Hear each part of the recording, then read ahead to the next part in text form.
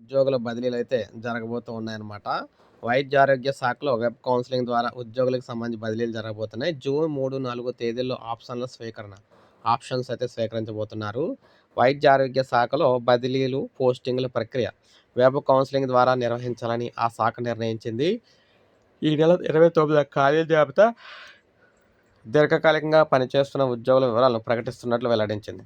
తొలుత ఈ జాబితాపై ఉద్యోగులు, వైద్యుల నుండి ఫిర్యాదులను స్వీకరించి వాటిని పరిష్కరించిన తర్వాతే బదిలీలు చేపట్టినట్లు పేర్కొంది.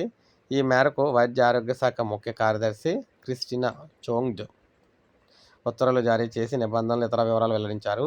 వైద్య ఆరోగ్య శాఖలో ఏదైనా కేడర్లో 40% మించి ఉద్యోగులను బదిలీ చేయడానికి వీల్లేదు. ఒకే ప్రాంతంలో 4 ఏళ్ల కన్నా ఎక్కువ కాలం పనిచేసిన వైద్యులంతా ఆటోమేటిక్గా బదిలీకి అర్హులు కారు. అయితే 40% సీలింగ్ నిబంధనకు లోబడి బదిలీలుంటాయి. స్పెషలిస్ట్ పోస్టును అదే పోస్టుతో భర్తీ చేయాలి. సూపర్ స్పెషాలిటీ బదిలీల్లో బదిలీ చేస్తున్న చోట సంబంధిత సూపర్ స్పెషాలిటీ విభాగం తప్పనిసరిగా పనిచేస్తూ ఉండాలి. ఇక షెడ్యూల్ వివరాలు ఈ విధంగా ఉన్నాయి.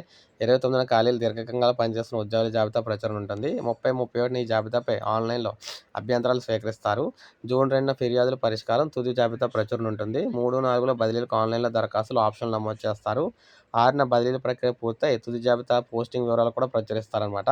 సో ఈ విధంగా ఉద్యోగుల బదిలీలు అయితే ఉండబోతున్నాయి. సో ఇది అప్డేట్. ఒక లైక్ చేయండి, సబ్స్క్రైబ్ చేసుకోండి, మన ఛానల్ సబ్స్క్రైబ్ చేసుకోండి.